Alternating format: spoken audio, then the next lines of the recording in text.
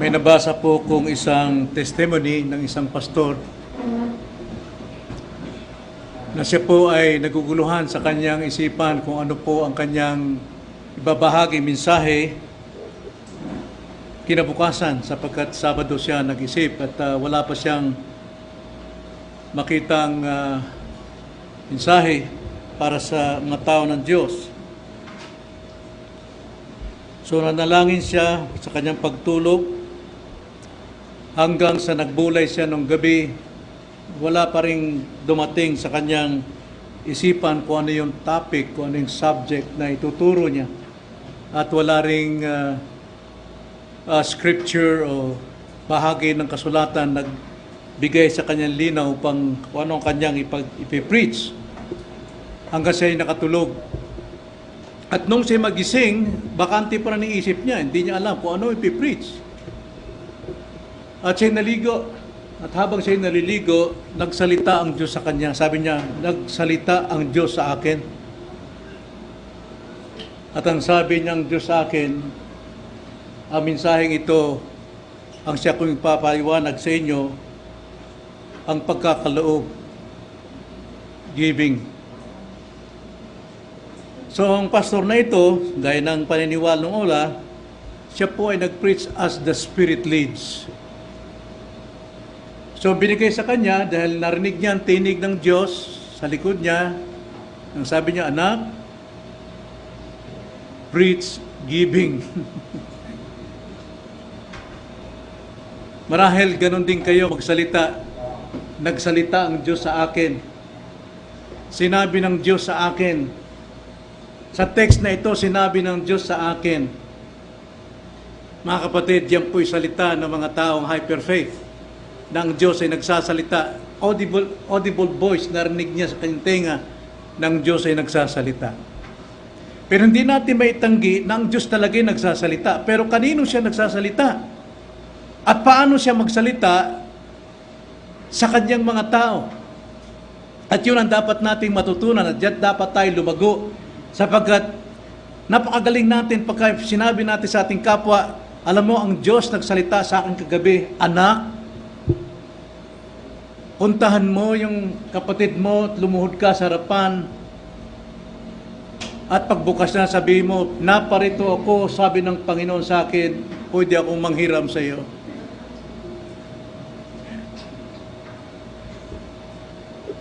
Alam natin, hindi totoo yun. Ang pagsasalita ng Diyos ay batay po sa kanyang itinuturo sa salita at sino ang kanyang kinakausap at paano siya nagkikipag-usap sa kanyang mga tao. At ano ang mga tanda na ang Diyos ay nangusap sa isang tao. Nabuksan natin ang ating Biblia sa Matthew chapter 5 verse 8 at ito po ang siyang pinakasusi upang malaman natin kung ano pong sinasabi ng banal na kasulatan, kung paano siya nagsasalita, kanino siya nagsasalita, at anong tanda sa taong kanyang sinalitaan. Ganito po ang sabi sa Matthew chapter 5 verse 8. Babasahin ko po sa Tagalog at sa Ingles. Ganito ang sabi sa Tagalog. Mapapalad, maligaya, masaya, pinagpapala ang mga may malinis na puso sapagkat makikita nila ang Diyos. Blessed are the pure in heart, for they shall see God. Makikita nila ang Diyos na magsasalita sa kanila. Tayo po'y manalangin.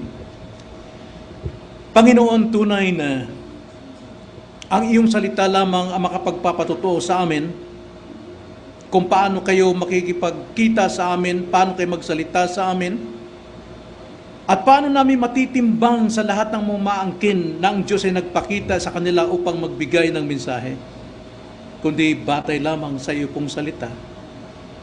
Salita ninyo ay katotohanan at salita ninyo makapagpapalaya sa amin. Turuan niyo kami, Panginoon, sa tulong at biyaya ng iyong banal na Espiritu.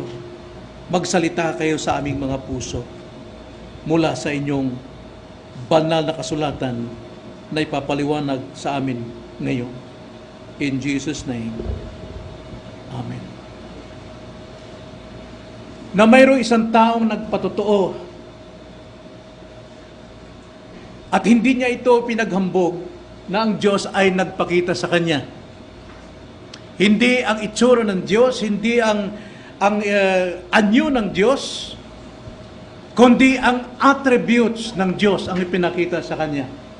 Sapagat batid natin na sino mang makakita sa Diyos, hindi siya maring di mamatay.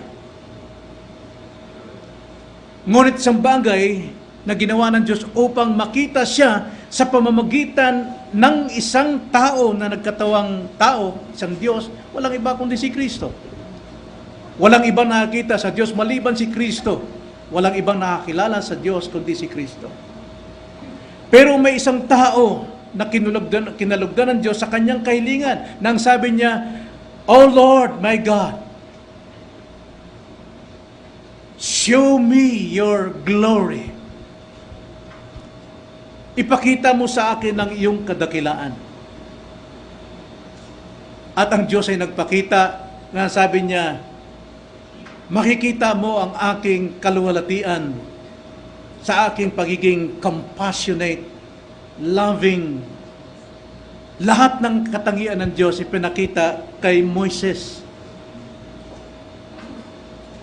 At nung matapos si Moises makaharap ang kaluwalhatian ng Diyos, ang attributes ng Panginoon, ano pong naging resulta kay Moises?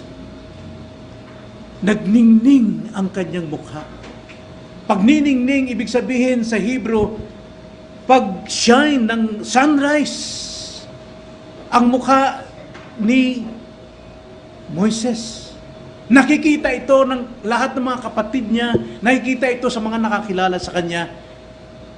At pagkatapos tinatakpan niya ito sapagkat hindi kayang tignan ng mga tao ang nagniningning na mukha ni Moises. Yun ang tanda na ang Diyos ay nagpakita sa pamamagitan ng kanyang katangian, ng kanyang attributes sa isang tao. Nagningning ang mukha ni Moises dahil siya ay nakapasok doon sa presensya ng Panginoon. At ito ang tanong ni David sa kanyang sarili. Sino ang maaring pumasok sa iyong templo, Panginoon? Sa iyong biyaya't kaluwalhatian. Nabasahin natin Psalms 24 verse 3 to 4. Ganito ang sabi ni David, "Sinong aakyat sa bundok ng Panginoon at sinong tatayo sa kanyang dakong banal?" At sa pamagitan ng inspiration ng Holy Spirit, sinagot ni David ang bagay nito sa kanyang sarili. Kung ano yung sinasabi ng Diyos sa kanya, ang sabi niya, siyang may malinis na kamay at may pusong dalisay na hindi nagtataas ng kanyang kaluluwa sa hindi totoo at hindi sumusumpa ng may panlilinlang. Ibig sabihin, siya yung may taong may malinis na puso na walang anumang pagkukunwari, walang kasinungalingan at pagtatago, malinis na puso. Na alam natin, ang sinabi ng Panginoon Jesus, ang sino mang makita sa Panginoon, yun po yung talagang pinagyaman sa espiritual. At ito po, ang katangiang ito, itinuro ng Panginoon sa bundok, sa sermon ng bundok. Kaya may kita natin yung beatitude, ito yung mga taong maaring makakita sa Diyos. Chapter 5, verse 1 to 11. Sino ang maaari makakita sa Diyos? Kristiyano. Ang totoong mananampalataya. Anong tinataglay na isang Kristiyano? Isang malinis na puso. A pure heart. Pwede ba yun? Pwede naman. Pwede talaga. Siya yung may kakayanang makita ang Diyos. Now, tingnan natin ang talatang ito ng chapter 5, verse 8 sa dalawang bahagi. Una, alamin natin ang ibig sabihin ng pure heart o dalisay na puso. At ikalawa, tignan natin ang kahulugan na makikita ang Diyos. That they will see God. Kahulugan, makikita ang Diyos. Naunang-una, sa ating teksto po, basahin natin muli, mapapalad ang may malinis na puso. Perfect. Malinis. Walang pagbabago. Alam natin na once ang isang Kristiyano po ay na-born again, siya ay binago, isinilang na muli. Alam natin ang personal pronoun doon sa Ezekiel chapter 36 verse 24 hanggang 27, I, me, I, me, I, me. Siya lamang ang gumagawa. Siya nagpapalit ng bagong puso. Siya nagbibigay ng bagong espiritu. Siya naglalagay ng espiritu. Siya nagbibigay sa atin ng kakayanang sumunod sa kanyang kautusan, maging obedient sa kanya until the end. Lahat yun ay gawa ng Diyos. Alam natin, ang puso po ng mga taong ito ay bago. Sila po yung may bago puso. So ano ibig sabihin ng puso? Yung puso po natin, hindi po yung tumitibok natin. Nagkakasakit po yan, nagka-cancer po yan eh. Ang tinutukoy dito, yung inner man sa atin, yung binagong pagkatao sa atin ng Diyos. Yung may bagong puso, may bagong espiritu, pinananahanan ng espiritu, yun po yung inner man, the hidden person natin sa ating kaloob-looban. Puso, yung ating pag-iisip, yung ating mga dahilan, yung reason natin, yun yung ating tao, yun yung tao natin, yung binago ng Diyos. Isang born-again man, isang taong may pag-iisip, may pagre-reason sa kanyang sarili. Now, Matthew chapter 9 verse 4, ganito ang sabi.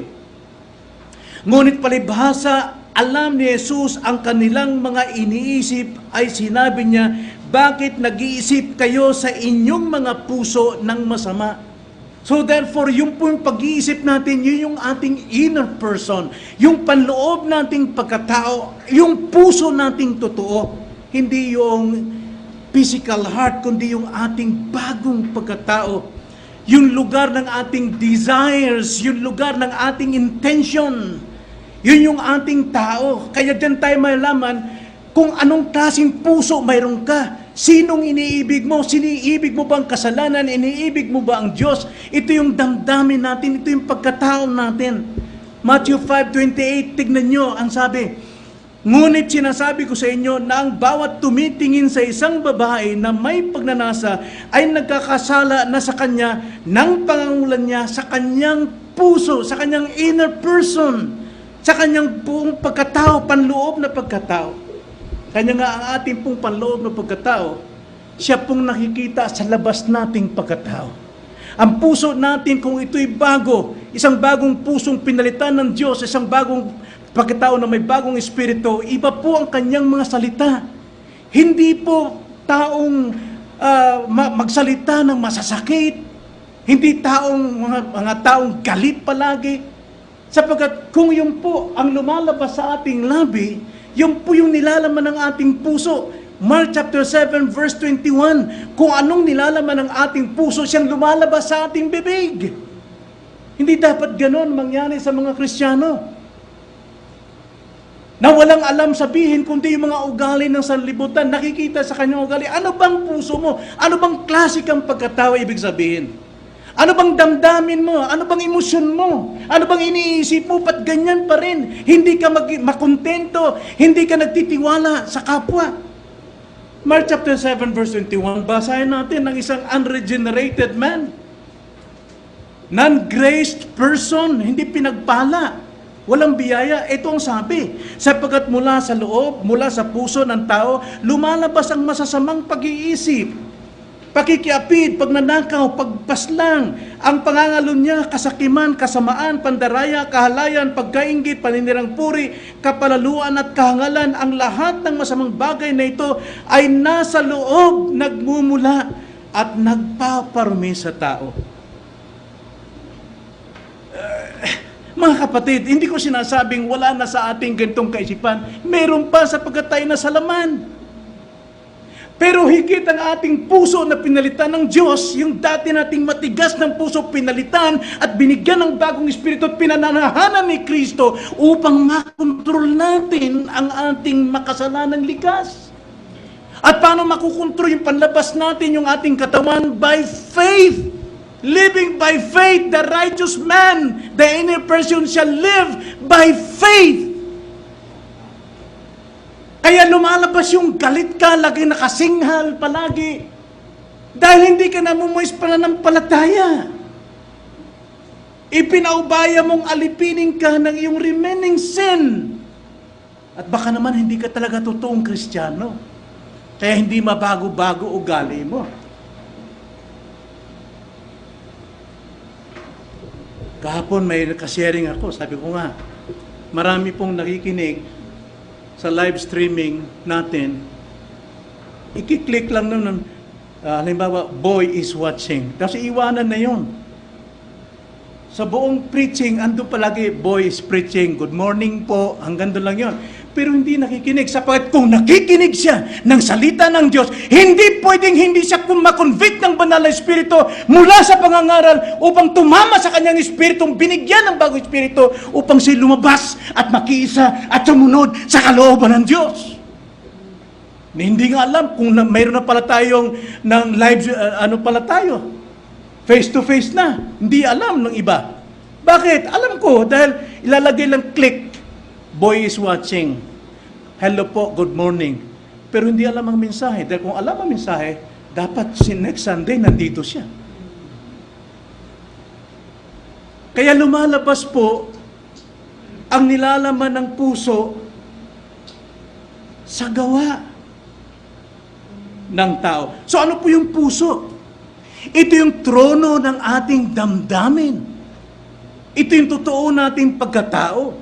Psalms 28 verse 7, ang Panginoon ang aking lakas at aking kalasag, sa Kanya ang aking puso ay nagtitiwala, kaya't ako'y natutulungan, at ang aking puso ay nagagalak, at sa pamamagitan ng aking awit, ako ay sa Kanya'y nagpapasalamat. Nakita nyo, nakasentro sa puso. Ano yung puso? Yung ating bagong pagkatao.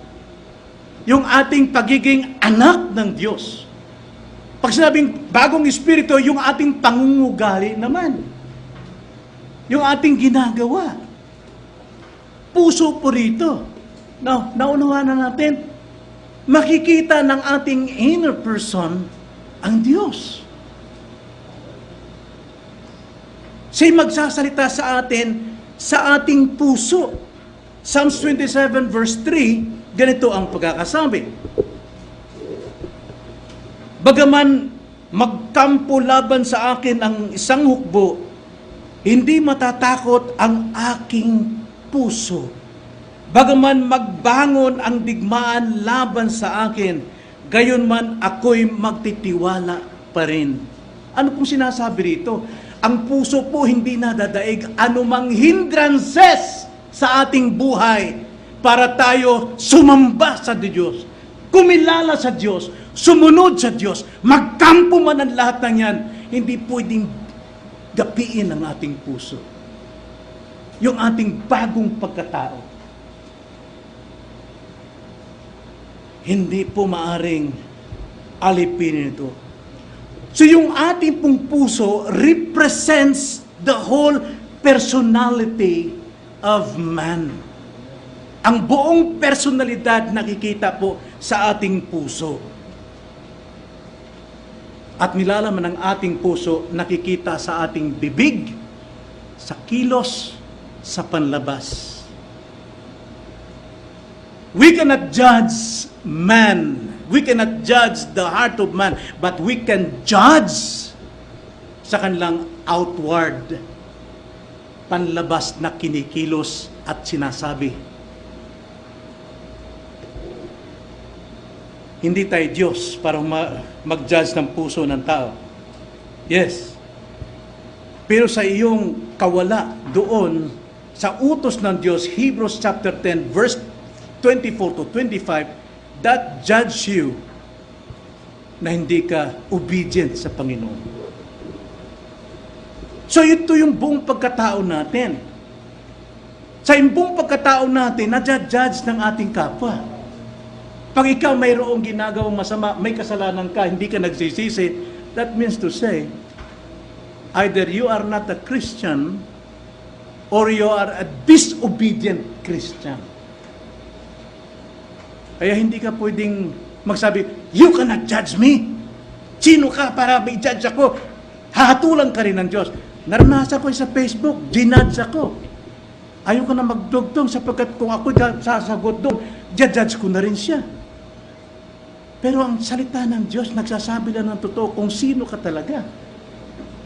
The way you talk, the way you... Kahit sa mga profiles ng ating mga Facebook, mga kapatid, so huwag tayo magpakita ng anumang kahalayan dyan sa ating mukha sa Facebook because people will judge you according to your appearance.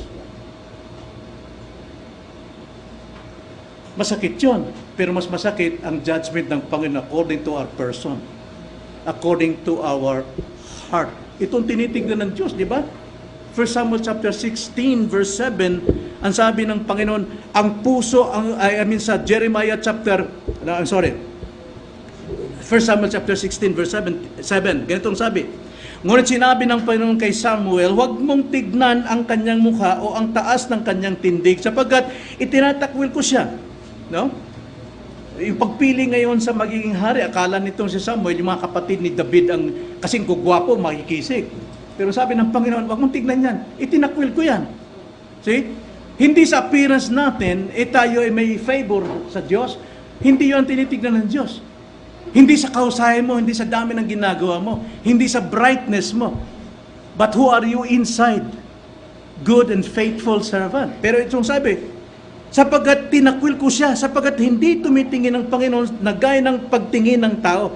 Ang tao ay tumitingin sa panlabas na anyo, ngunit ang Panginoon ay tumitingin sa puso. Kaya napakahalaga po nating malaman na bawat tao, nagpapakita ang Diyos at nagsasalita ang Diyos. Pero hindi mo pwede sabihin na nagpakita ang Diyos sa akin kagabi habang ako'y natutulog. At sinabi niya, anak, lumang tugtugin na po yan, ginagawa yan ng mga hyper-faith pastors and Christians, kaya pa mapaniwala na sila po ay talagang holy man.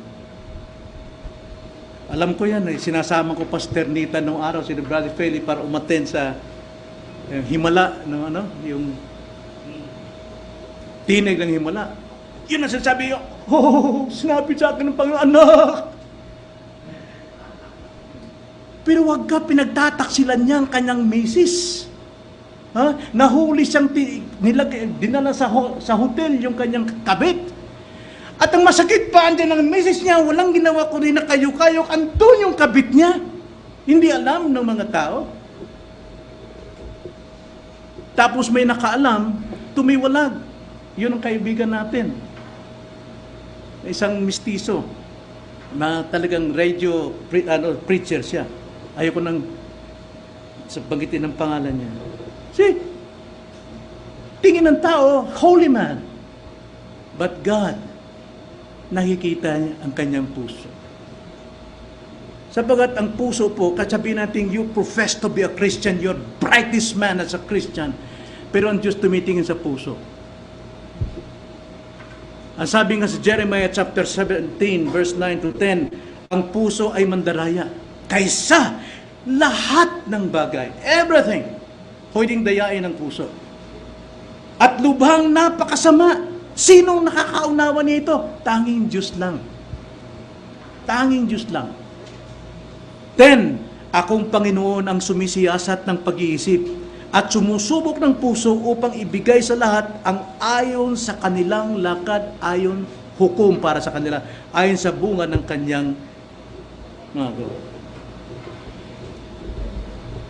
Sabi ko nga nung sa pastor na nag-testimony na nagpakita ang Diyos sa kanya at nagsalita, anak, i-preach mo ang giving. Sabi ko, alam niyo kung totoo niyong nakita yun, sana tumihay na patay. Sapagat walang sino mang maaring makita sa Diyos, literally, physically, na mabubuhay. Patay. So, paano po ngayon magsasalita ang Diyos sa isang tao? Hindi audible voice, alam natin. kundi ang salita ang Diyos ay magsasalita lamang malibang ang Diyos ang siyang magbago, maglinis ng puso ng tao. Diyos lang ang naglilinis ng puso ng tao. Kanyang tatawagin ang kanyang tao sa pamamagitan ng gospel at sa pamamagitan ng preaching ng gospel, mauunawaan niya kung ano mensahe, makikilala niya si Jesus, at maunawaan niya kanyang sarili na siya'y makasalanan patungo sa impyerno. Then, ang sasabihin niya, kakapit ako kay Jesus. Dumarating sa kanya ang panampalataya para kumapit kay Jesus, sapagkat siya'y muli nang ipinanganak. Marami nagsasabi na sumampalataya ka para ikay maligtas. Totoo naman. Yun ang bahagi ng tao. Yun ang misteryo. Pero kailan sasampalataya isang tao? Basta't nakinig ng gospel, teka muna. Ang sabi sa Ephesians chapter 2, patay ang tao sa kasalanan. Walang malay sa espiritual. Kailangan mo siyang isilang na muli. Kailangan niya mo ng maunawaan. Buksan. Acts chapter 14, kay Lydia. Binuksan ang kanyang puso para maunawaan niya ang ebanghelyo. Kaya pag sinabing tinatawag ka ng Diyos, tinawag ka sa preaching, sa gospel, sapagkat walang ibang paraan ng Diyos pantawag sa mga tao makasalanan tungo sa kanyang ikaliligtas through the preaching of the gospel. Alam natin yan, 1 Corinthians chapter 1 verse 21 hanggang 23. Through the foolishness of preaching, God saves. At ang Diyos po ang siya nagbabago ng puso. Tulad kay Lydia sa Acts chapter 13 verse 14, 16, 14, bagamat this woman is a very religious woman. Reliyoso siya and she worshiped the true God. Naniwala kung siya isang proselyte, nakilala niyang totoong Diyos, and yet hindi niya pakilala si Jesus. Kaya nung mag-share si Paul, doon pa lamang siya nabuksan sapagkat ang Diyos ang nagbukas ng kanyang puso. Then, nasabi niya, husgahan niyo nga ako mga kapatid kung ako'y talagang tapat sa inyo. Pumunta kayo sa bahay. Yun ang isang tandaro na talagang nagbagong puso niya, bagamat siya mayaman, pero wala pa siyang naimbitahan sa bahay maliban kay Pablo at kay Silas. So alam natin ang prosesong ito, paano po binabago ng Diyos na isang Kristiyano may bagong puso, may bagong espiritu, at tirahan ng espiritu ni Kristo. Yun yung totoo nating pagkatao. At yun ang dapat lumabas sa atin. At marami sa atin ang gano'n na hindi lumalago. Kaya sabi ng Hosea 4:6, my people perish for lack of knowledge. Bakit? Hindi nagbabasa ng Biblia. Hindi nakikinig ng mensahe. Hindi nananalangin. At ang panalangin kabisado. Hindi yung talagang mula sa salita ng Panginoon. Na kiniklaim niya ang salita ng Panginoon. Mayroon siyang totoong pakikipag-usap sa Diyos. Kaya marami pong mga Kristiyanong napapahamak. They profess to be wise, but they become fools. Kawawa po yung ganun eh. Alam ko na yan. Tagal na akong Kristiyano. 20 years na ako umaattend dyan. Pero ang buhay niya salungat. Sa naturo ng Biblia, bakit po? Kulang sa kaalaman. Only the truth of Christ's word will set us free from all sins, mistakes, wrongdoings, attitude. Yung po makapaglilinis sa atin, tubig ng salita ng Diyos.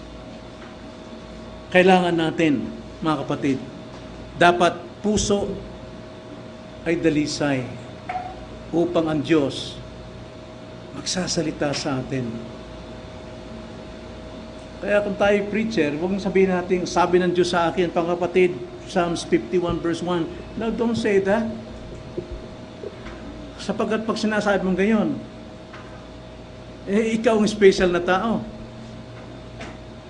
Nagsasalita ang Diyos sa lahat ng Kristiyano through His Word. Psalms 51 verse 1, ang sabi ni David, "Maawa ka sa akin, O Diyos, ayon sa iyong tapat na pag-ibig. Ayon sa iyong saganang kaawaan, ay pawiin mo ang aking mga paglabag." Then verse 6, ang sabi niya, "Narito, ikaw ay nagnanasa ng katotohanan sa panloob na pagkatao, at sa tagong bahagi ay iyong papakilala sa akin ang karunungan." Ang nais ng Panginoon sa atin ay masunuring puso, malinis na puso. Paano lilinisin ito? Ang sabi nga sa Ephesians chapter 5, nang dapat ang mga lalaki pakabanalin ng kanilang misis, sapagkat kadalasan sa misis, sa dami ng trabaho, nawawala ang kanilang pagkikristyano, makasanlibutan kung magsalita, makalupa kung magsalita. Kaya ang sabi ng utos doon, na kayo mga husband, pakabanalin ninyo ang inyong asawa, meaning to say, teach them.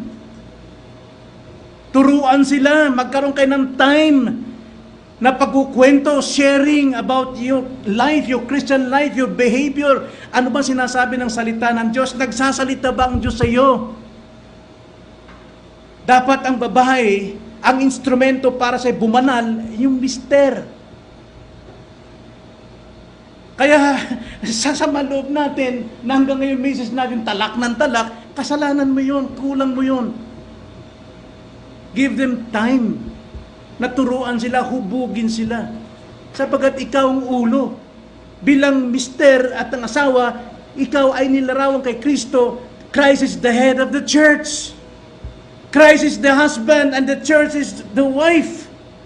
At ang Christ siyang nag-aalay ng kanyang panahon, ng kanyang pagtitiis, ang kanyang pagbibigay ng pag-asa. Siya naghuhubog ng iglesia.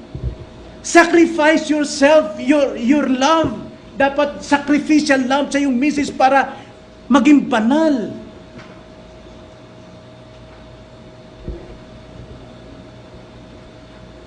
Yun ang problema sa atin. Kaya Christian, hindi pa rin malinis ang puso.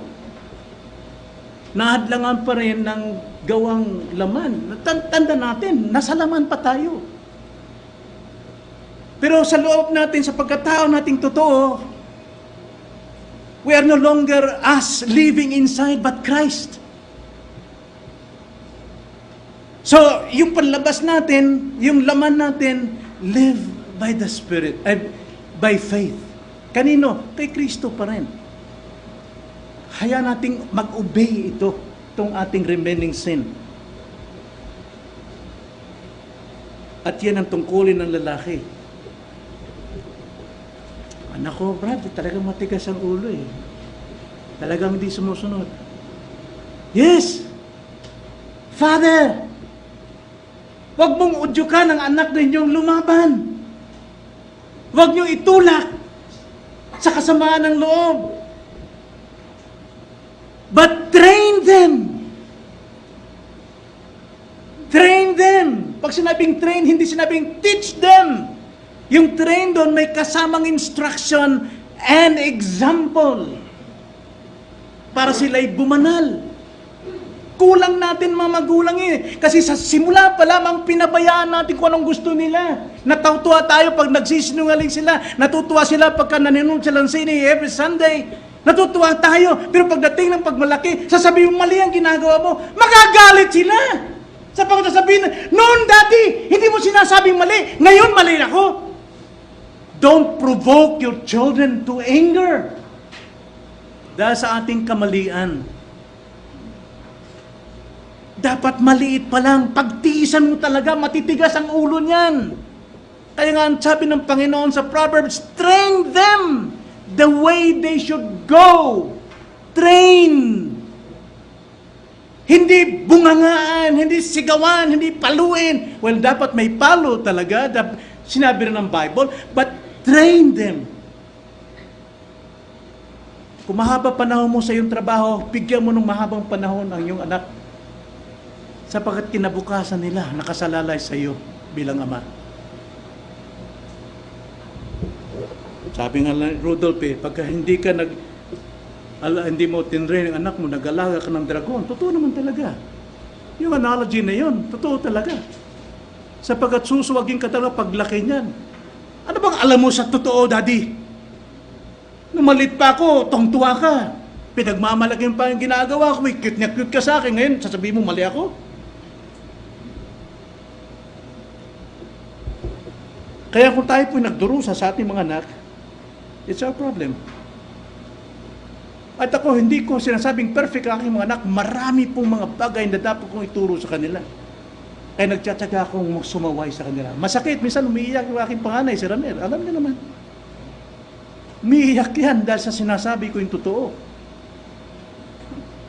Yung aking susunod na anak, si Buboy, minsan tinatalikuran, di ako pinapansin niya pag ako nagsasabi kahit sa mesa. Pero tinitiis ko yan. Yan ang dapat gawin. Pagtiisin natin hanggang sa sila ay kausapin ng Diyos. Sapagkat sila po ay may Espiritu ng Diyos. So heart is our inner man. The whole personality ng isang tao. Itong tinitignan ng Diyos. Hindi porke yung anak mo nagtapos ng pinakamataas na proud ka na, talagang nalugod pinagpala ng Diyos. No. Tignan mo puso niya. Anong klaseng puso niya? Bakit pinababayaan mo? Kaya ka na sipain sa bahay mo. Yan ang nangyari sa Acts nung isilang ng iglesia. Mga anak sinisipa ang mga magulang na because of their faith. Kailangan natin na ma-develop, mahubog, form yung inner person na ito'y maging malinis. At ang nagpapalinis dito yung salita ng Diyos. Tuloy-tuloy, constant ang training, ang pagsishare ng gospel with compassion, gracious. Alam naman natin na ang Diyos ay tapos na. Kung anak natin ay Kristiyano o asawa natin Kristiyano, ginawa na ng Diyos na palitan ng puso niya. Inalis na yung pusong bato. Pinalitan na siya ng Espiritu. Kaya mayroon siyang bagong ugali. Binigyan siya ng Espiritu ni Kristo upang makapamuhay siya ayon sa kalooban ng Diyos. At binigyan siya ng kakayanan upang sumunod sa kalooban ng Diyos, upang mahalin ang salita ng Diyos. Pero dahil hindi po yan na cultivate, hindi na didiligan, ang nangyayari niyan, natatabunan siya ng maraming tinik na damo ng kanyang flesh. Naalipin siya. Sabi nga ni Paul sa Romans, hindi tayo dapat maging alipin ng ating laman. Sapagkat ang mamuhay sa laman ay kamatayan, pero ang mamuhay sa Espiritu ay buhay na walang hanggan. Train natin. Pabanalin natin ang ating kapwa. Kaya unang-una talaga dapat ang father, siya yung nagli-lead ng family devotion sa bahay. Katungkulan ng ama yan. Katungkulan ng father yan. Katungkulan niya ng ulo ng pamilya. Tulad ng ginawa ni Kristo, sinugo si Kristo upang palakasin ang buong katawan, ang iglesia. Diyan tayo inilalarawan, mga mister, sa ating pagiging ulo ng pamilya. Huwag natin sabihin, anak ko na lang mag-Bible study dyan. No. Hindi pwedeng anak magtuturo sa iyo.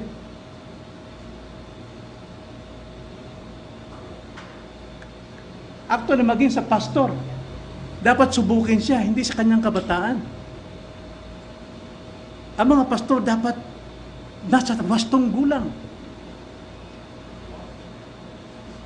Now, gaya ng share namin kahapon, Pastor Verfeli, ako isang matanda na,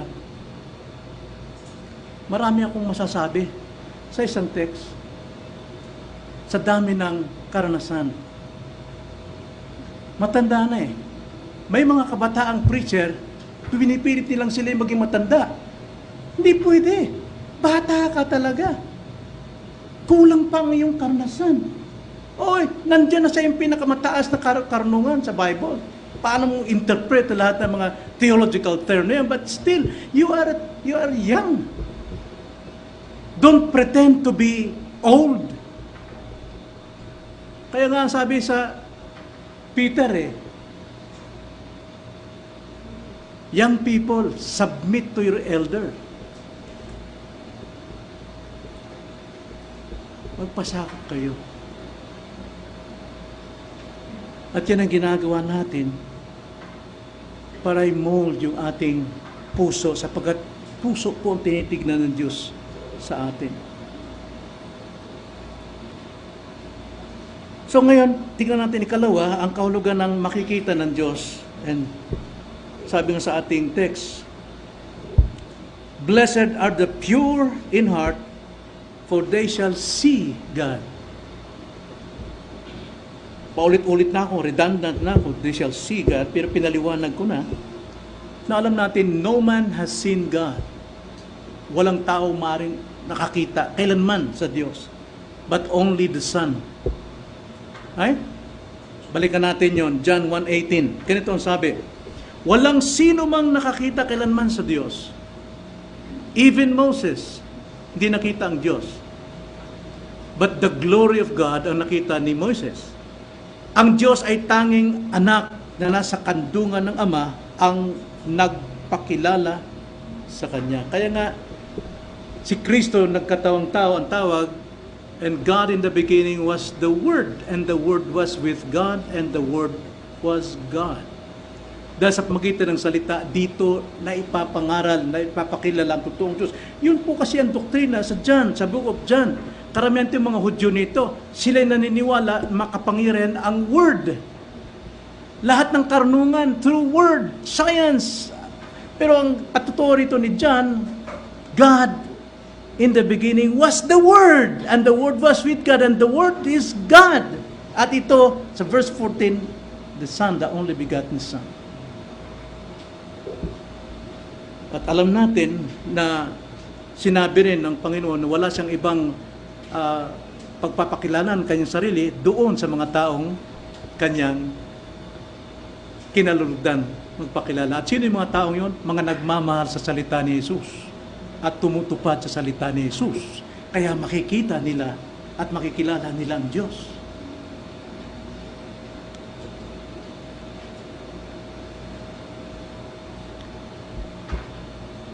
Ngayon, alam natin, nakikita natin ang Ama. Bagamat sa ating panahon, hindi tayo nakita kay Kristo, but nagpapatotoo ng mga alagad, nakita namin ang kaluwalhatian, nakita namin ang Diyos, nakita namin ang Kanya ugal, nakita namin ang katangian niya. So, yung ating panampalataya, kasama ng mga alagad, nakita natin personal. By faith. Hindi sa image and audible voice, but by faith. At ang Diyos ay na kay Kristo, di ba? John 10:30, "My Father and me and I are one." Yun ang sinasabi ni Jesus Christ at nagreklamo pa yung kanyang mga alagad, "Lord, show us the Father." Ang sabi ng Panginoon, basahin natin ang John 10:45 and John 14:9. Ganito ang sabi sa John 12:45. "At ang nakakita sa akin ay nakakita doon sa nagsugo sa akin." Why? Ang sabi sa John 10:30, "Ako at ang Ama ay iisa." Right? Then John 14:9, sinabi sa kanya ni Jesus, mahabang panahon, sapagkat ito si Philip ay nagtanong, "Panginoon, pakita mo nga sa akin, Ama." Sabi ni Jesus Christ, sagot niya sa verse 9, John 14:9, sinabi sa kanya ni Jesus, "Mahabang panahon na ako'y kasama ninyo at hindi mo ako nakilala, Felipe. Ang nakakita sa akin ay nakakita sa Ama." Paano mong nasabi ipakita mo sa amin ang Ama? So alam natin, kita natin ang God through Jesus Christ because Jesus Christ is the exact representation of God. Hebrews chapter 1 verse 3.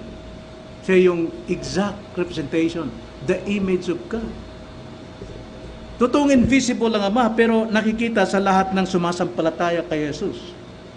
Nakikita ito. Makikita ng may malilinis na puso. Only those who are born again, who are saved, ang makakita lang talaga sa Diyos. By faith.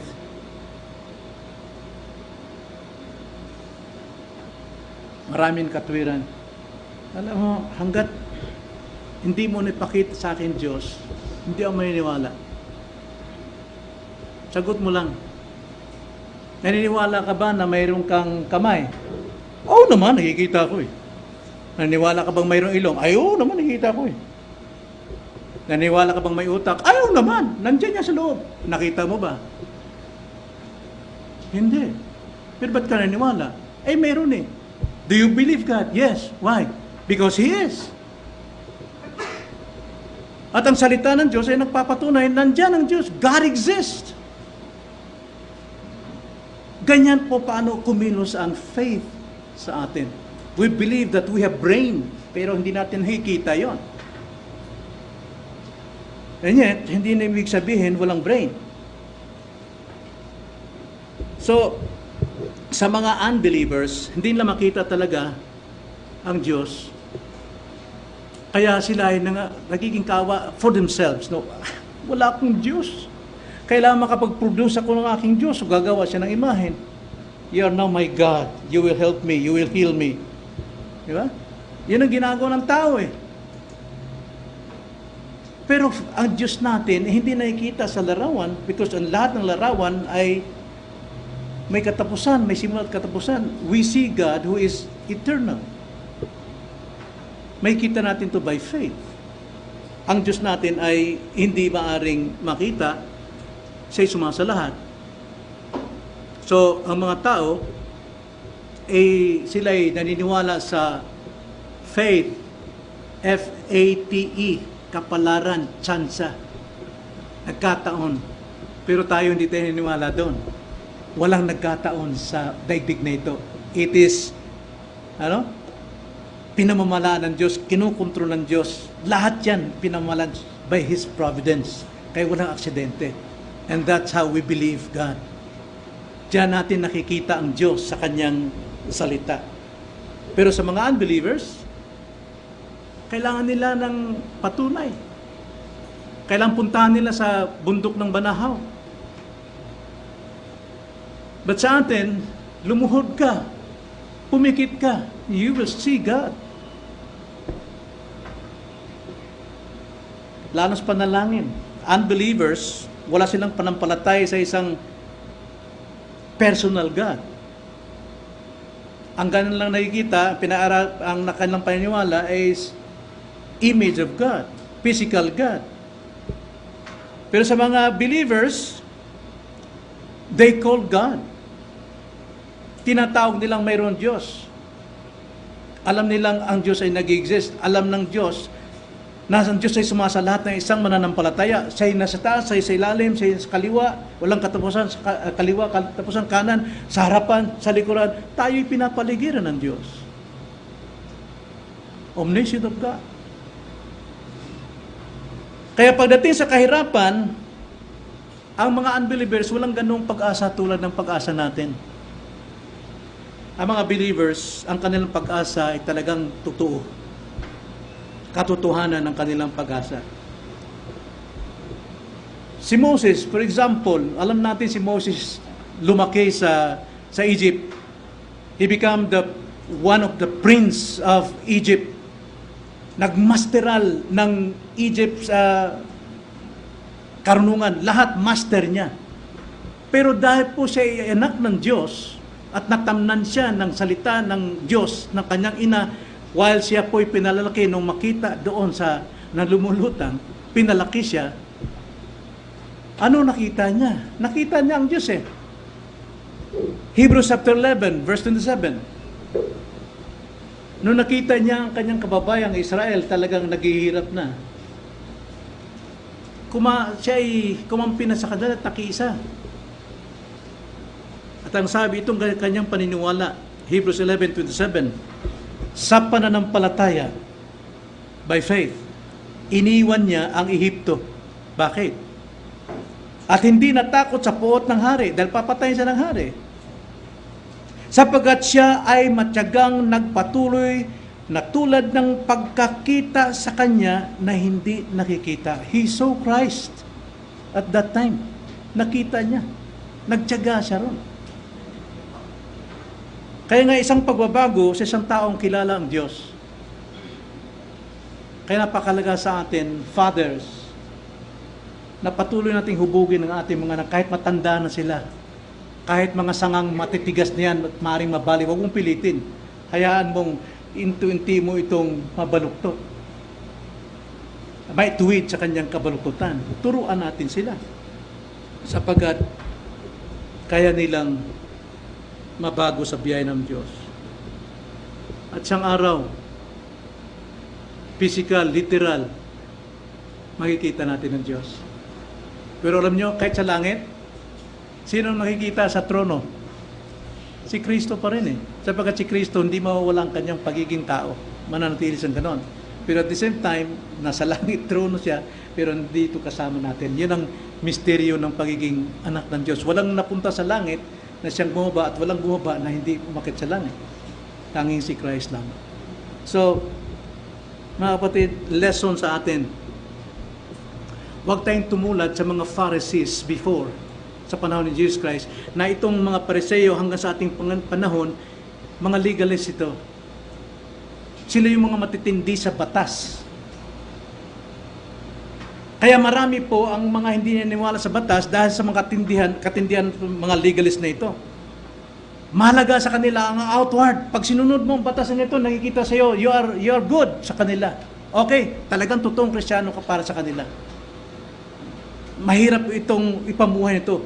Para tayong tumutulay sa isang alambre na bawat kilos natin, nakikita natin na tayo po ay talagang mapaparusahan, tutuwid tayo, na alam natin hindi tayo nabubuhay sa batas, sa takot, kundi ang kautusan ng Diyos, ang batas, ipinamumuhay ng may kagalakan ng mga taong may bagong puso. Hindi ito ang makapagtutuwid sa atin para tayo paboran ng Diyos, kundi ito'y ginagawa ng mga matuwid. Ang kautusan. Sa mga Pharisees at mga legalists sa ating panahon ngayon, binabaliwan nila ang panloob. Basta makita ka sa panlabas, okay na.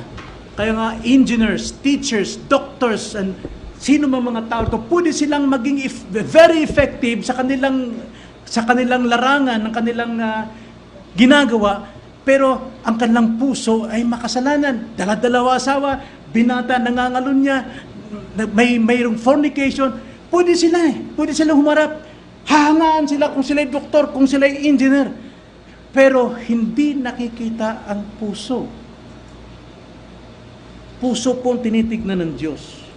Ang effectiveness natin hindi sa outward, kundi ano ba ang ating nasa puso? Are we good and faithful servants? Yun ang marinig natin pagharap natin sa Panginoon. Well done, my good and faithful servant. Ang mga legalist, masyadong madiin sa salita, sa bawat letra, kailangan sundin mo yan. Pero galit ang Panginoon dyan.